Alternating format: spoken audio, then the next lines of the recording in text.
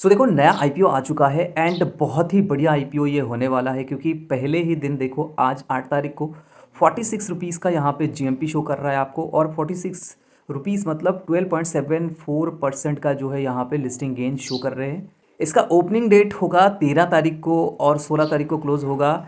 And भाई अगर हम इसके मार्केट कैप जिस वैल्यूएशन पे जो है ये पैसे मांग रही है वो देखा जाए तो 7,809.84 करोड़ का जो है टोटल इसका मार्केट कैप है। कंपनी के ऊपर बिल्कुल और बिल्कुल बोरोइंग नहीं है, बिल्कुल जीरो बोरोइंग है कंपनी के ऊपर। वहीं पे देखा जाए तो भाई प्रॉफिट आफ्टर टैक्स माइनस में था, लेकिन देखो पिछले साल की बात करूँ ईयर ऑन ईयर बेसिस पे जो प्रॉफिट आफ्टर टैक्स है ना वो ह्यूज नंबर पे गेन हुआ है।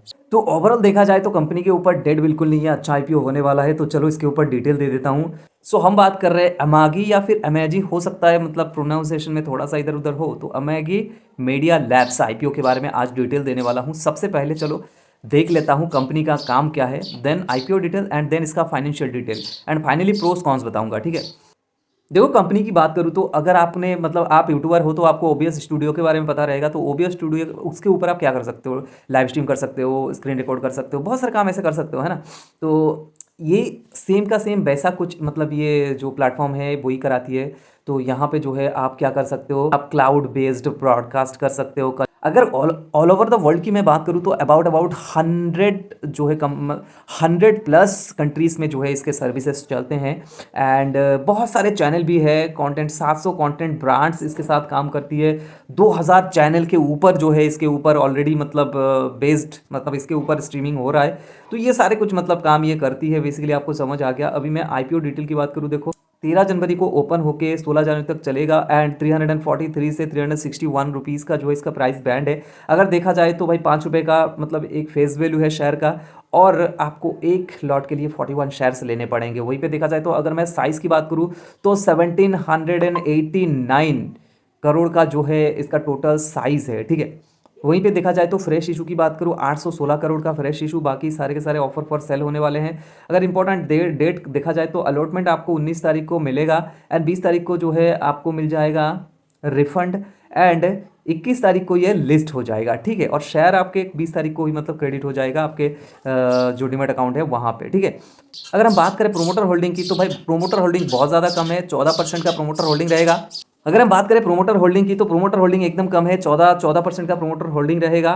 तो ये थे आईपीओ डिटेल। अभी मैं इसका फाइनेंशियल डिटेल भी आपको दे देता हूँ। देखो एसेट की मैं बात करूँ ईयर ऑन ईयर बेसिस पे अच्छा खासा डेवलपमेंट है, देख सकते हो 2023 से 2024 में थोड़ा सा घटता है, 2025 में वो फिर से बढ़ा लेता है, ठीक है। टोटल इनकम मतलब रेवेन्यू की बात करूँ 700 करोड़ से 900 करोड़, वहीं से 1200, वहीं से अभी तक 733 करोड़ बना चुका है। अगर प्रॉफिट आफ्टर टैक्स की बात करूँ 321 करोड़ माइनस में था, वो 245 में आता है, मतलब अच्छा खासा यहाँ पे 100 करोड़ की जो है मतलब कम कर दिया, 100 करोड़ से भी ज़्यादा कम करा है, ठीक है। वहीं से देखा जाए तो ह्यूज जंप आपको यहाँ पे दिखेगा, 68 करोड़ माइनस में है, मतलब 245 crore minus profit after tax से भाई 68 करोड़ ओनली पे लेके आया है माइनस में। अगर देखा जाए तो अभी तक की डेटा की बात करूँ तो 6.74 करोड़ का जो है प्लस में आ चुका है ये प्रॉफिट आफ्टर टैक्स। बहुत बढ़िया जंप आपको पिछले 3 4 सालों में दिखेगा। एबिटा भी अच्छा खासा देखो -140 से 151 माइनस में है, वहीं से सीधा प्लस में आती है 23 करोड़ का, वहीं से 58 करोड़ एबिटा है।